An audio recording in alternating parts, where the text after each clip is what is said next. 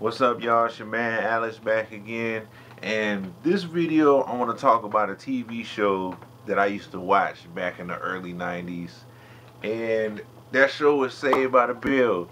I used to watch it all the time. I used to watch it on Saturday mornings at the cartoons. I used to watch it during the week when it came on TBS, when they show it like 4 times a day. I was a big fan of Saved by the Bell, and even today I can watch Saved by the Bell like it's brand new. I mean, there are shows that I used to watch back in the day where if I try to watch it now, I kind of get bored, or I kind of like, I'm not interested. But Saved by the Bell, I can actually watch today. And I'm a big fan of the show. I got season 1 and 2, and I got season 3 and 4, and I got season 5. And I got the 2 movies, The Wedding in Las Vegas and the Hawaiian style movie. And I got the college years.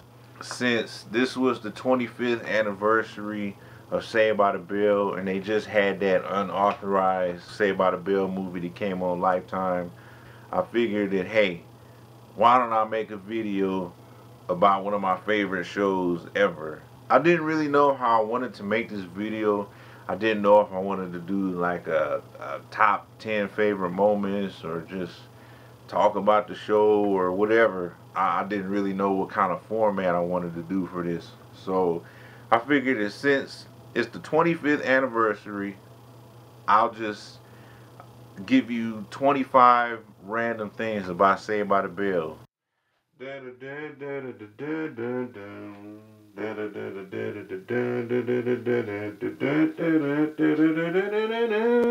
It's alright, 'cause I say by the, it's alright, 'cause I say by the, it's alright, 'cause I say by the bell.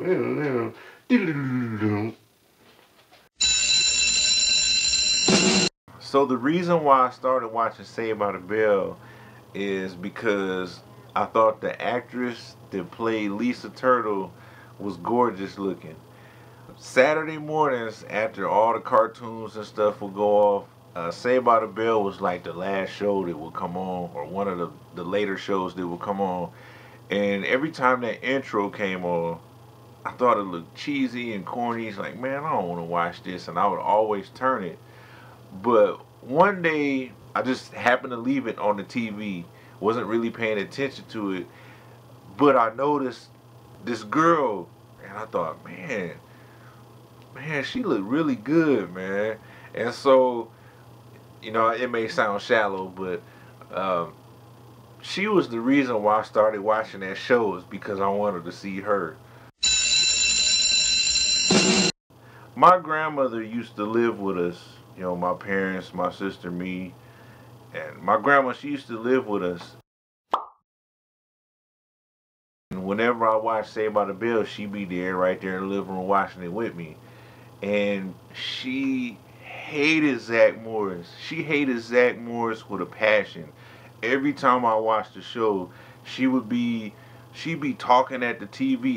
Don't listen to him. Oh, I can't stand him. He makes me sick. Why is Kelly listen? Why is she? I mean, she would go off, and she'd be cussing at the TV. She hated Zack. And be times when she would get upset with me. Why you watch this show all the time? I can't stand him.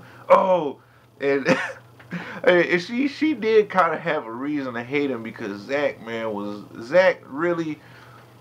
was a terrible person. If you really looked at his character, I mean, he was always scheming, he was always lying, he was always trying to cheat his way out of something. Zack was kind of a terrible person, really.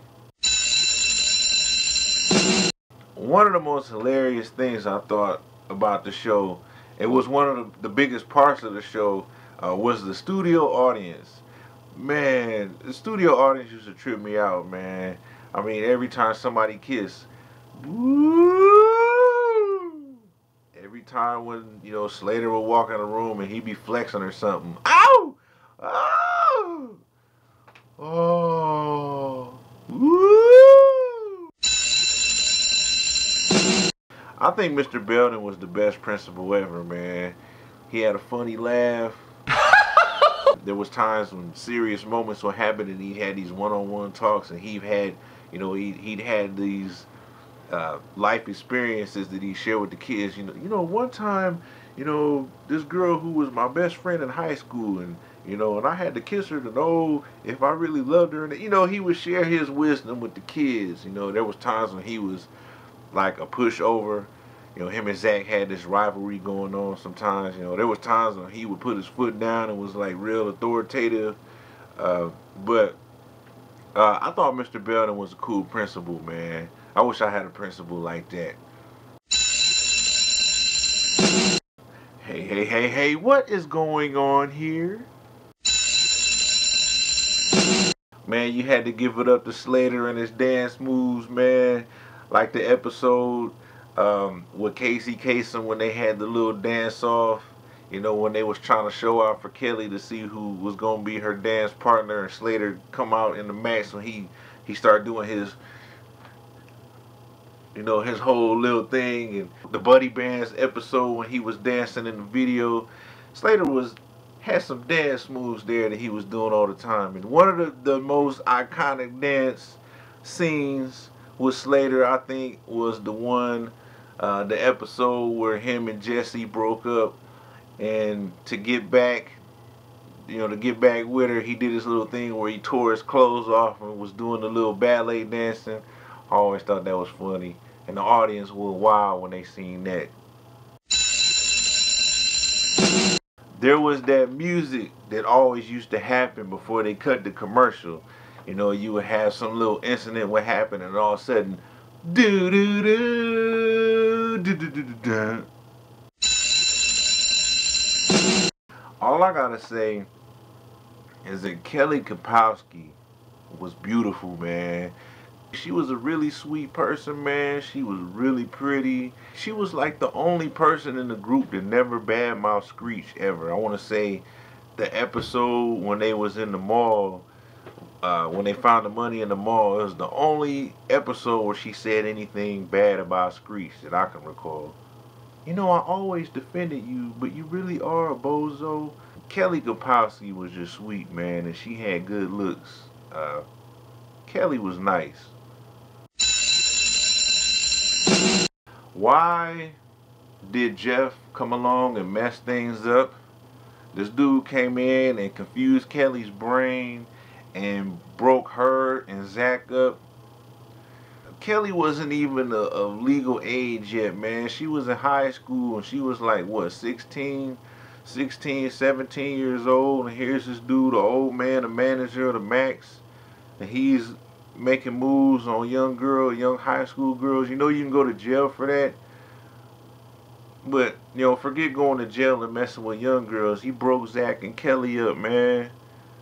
That's why he got his brain sucked out in Starship Troopers. Zack Morris was like a superhero, man. Actually, it was more like a supervillain because he was always scheming. But dude had superpowers, man. I mean, he could call time out and make everybody freeze, make everybody in the world freeze. Time out. Dude was always talking to the audience like he was Deadpool. Zack Morris was like a superhero, man. Saved by the Bell would have these like reoccurring roles. There would be a teacher who would be in like a few sprinkled episodes, or somebody would be in one episode and they show up later. It's like a teacher or somebody. One of the people that stood out the most to me was a character named James, who was only in 2 episodes. He was a character who worked at the Max, and he was an actor. One episode in particular that sticks out that he was in was the one where Zack got the high SAT score, and dude was tripping me out, man. Dude, was pretending to be like a Harvard representative to try to make this Stansberry person try to recruit Jesse. And dude, man, the whole time, Harvard. I swear, dude was comedy, man. Had me cracking up. And the studio audience is having like this continuous laugh where it's hard for them to stop laughing. And you can even look at Mark Paul, or the actor that plays Zack Morris. You can even watch him And there's times when this dude is trying to keep himself from laughing during the whole scene, because dude is like tripping. Young man, you're not fit to shine Jessica Spano's shoes. Go over here to Billy Cheese Goat Ham Sandwiches Excuse for University.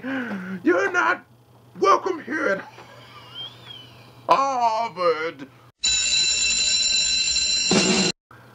The episode where Zack tore ligaments in his knee and had to have surgery. Watch that episode, and I want you to look at how beautiful Screech's afro is. Out of all the episodes, he had the cleanest afro in that one. I mean, it was nice and it was big and it was round. Dude had a nice fro in that episode. Okay, so I know I'm not the only one that's experienced this ever. And if you've experienced it, I want you to say something in the comments area. But this has happened several times. In high school, a teacher has shown up late for class, and there's always been that one person in the room that's been like, well, if the teacher doesn't show up, you know, if they're not here 5 minutes after the class starts, then we get to leave class. You know, the Zack Morris 5-minute rule. Has anybody else ever experienced that? Because I've experienced it a few times in school. I know I can't be the only one. Okay, so one thing that frequently happened on Saved by the Bell were dream sequences where, you know, the characters would be talking about something and all of a sudden they imagine something, and then there would be this dream sequence. You know, you had one like where Screech was RoboCop shooting the hall monitor, and you know, and people like, you know, doing stuff like that. One of the funniest, or one of the most memorable ones to me, was when Slater had his pet chameleon that died, and he was dressed in that lizard outfit, and he was always waving his tongue. It's polyester for you, princess. To all you kids out there that got your iPhones and your Galaxy, Samsung, Android 4, 5G, whatever, and all your apps, what y'all know about the brick? Zack hooked up with every girl on the show, man. Hooked up with Kelly. He hooked up with Jesse for an episode. A little, if you could count that as a hookup. There was a moment when he hooked up with Lisa for an episode and Screech was about to beat him up. There was an episode when he tried to hook up with the nurse. There was an episode when he hooked up with this girl in a wheelchair. There was an episode when he hooked up with Slater's sister. Stacy Carosi during the episodes when they was on the, you know, at that beach club. Zack, man, he was all over everywhere. There was that girl in the Christmas episodes, the two-parter, the college girl, and the episode when they had the fake IDs. Zack, man, Zack was a straight-up pimp, man. Bayside had a few interesting teachers, even though you didn't really get to see them that much. You know, maybe a couple episodes here and there. But Bayside had a few interesting teachers, man. Like you had Miss Simpson. Remember her, the lady that couldn't hear anything, where you tell her something and she totally, you know, she'd say something totally different than what you did. I remember the episode when she got that special hearing aid and people would say something to her and she, like she started screaming because it was hurting her ears. You had Mr. Tuttle, who him and Mr. Belden was always going at each other. You had Mr. Dewey, who had this blank look on his face. He reminded me of the dude from Ferris Bueller, the teacher in Ferris Bueller. I mean, that's how he would act. You know, you know, just real, like no emotions or anything. You had Mr. Testaverde, terrible Testaverde, who was played by the guy who did the Micro Machine commercials back in the day. The guy that could talk really fast like this. And you had Miss Wentworth, which she wasn't like all the other teachers, as in, every teacher gave you some kind of comedy element. There was something goofy about her that you laughed at, but Miss Wentworth wasn't like that. She was just this really nice teacher. If she was in an episode, the episode had to do with something that was going on in her classroom. It was something like serious or whatever, like the episode where Zack had to do a report on like his family heritage, and he discovers that he's part Native American. Okay, I gotta take me a drink before I talk about this one.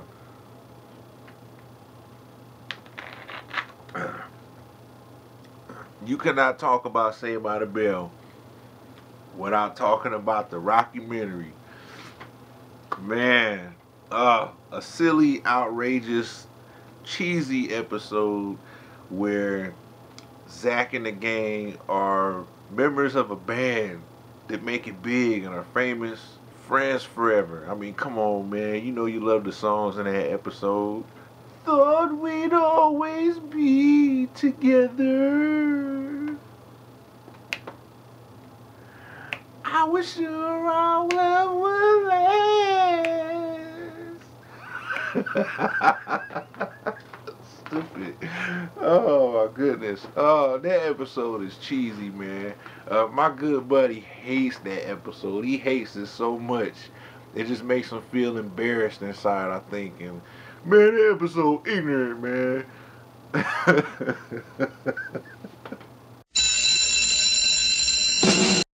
The biggest fight to go down at Bayside, the only fight that I could think of really, between Zack and Slater, fighting over a girl. Man, what? What did you say? You heard me. Now get out of my face. And what if I don't, punk? Then I just have to make you, punk. Woo! Oh. Rolling around on the ground, man. I don't know who won that. I don't know. I don't know. Slater pushed him up against that locker, but Zack bounced off that locker with that punch, man. I don't know. I don't know. Slater had him on the ground through that hard punch.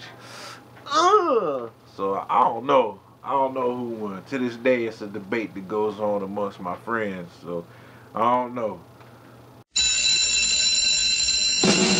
Always enjoyed the war of words between Jesse and Slater, man. They was always going at it.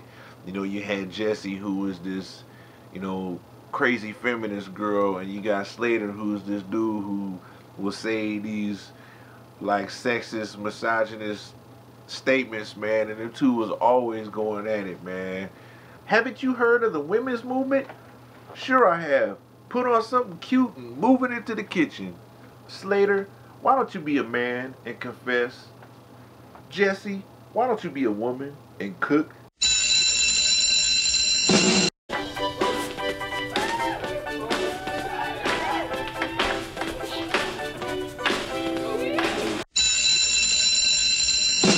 Zack was always scheming, man. I mean, some of the crazy stuff that he was doing. Zack put subliminal messages in music to brainwash all the girls at Bayside into liking different people.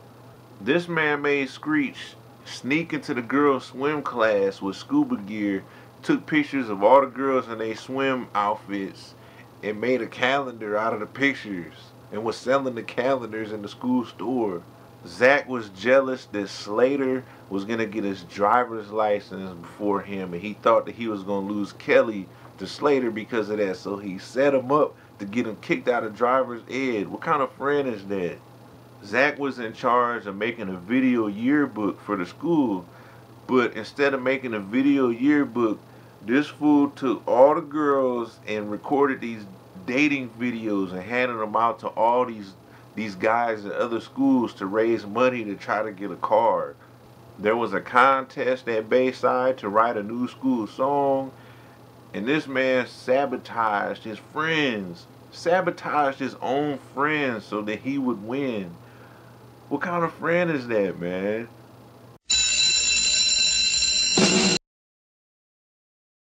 Well, at first I didn't like all this drama, but now I trust you, so kiss me, mama. Tonight, all my Johnny Dakota action figures become lawn mulch. If you don't get rid of Linda, I'm gonna throw her out the window. Pushy, pushy, move your tushy. Buddy bands, hey, they work. KKTY Bayside. The sauce you can have, but the secret, she's a mine. T-Line, this is Nitro. A building with two buildings, one of whom is balding. Preppy, there's no hope with dope. Personally, this is just me.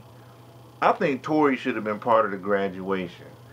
I mean, yeah, she wasn't a character that wasn't there for the whole show, and she was just a replacement for Kelly and Jesse, but I think Tori should have been part of the graduation, man. Kind of would have been weird because, you know, she was in episodes that Kelly and Jesse weren't, so it'd be kind of weird seeing them, all of a sudden they know each other and they're whatever, but I think Tori should have been in that, man. You know, we seen her for what, a whole season? Might as well put her in it. You know, you just gonna add her in a show and then all of a sudden, you know, well, Tori don't graduate. I think she should have been in the graduation. I'm so excited. I'm so excited. I'm so scared. That was 25 things about Saved by the Bell. I'm pretty sure it's more than 25 things that I could talk about or bring up about the show. I used to watch it all the time, like I said, Saturday mornings, weekdays on TBS. I used to watch it all the time. Before I made this video, I watched every episode on Netflix. Saved by the Bell, to me, I loved this show when I was younger. And I know there's a lot of Saved by the Bell fans out there. But I hope you enjoyed this video, and I don't know what else to say, man. I guess I'll see you next time. Go Bayside. Go Bayside.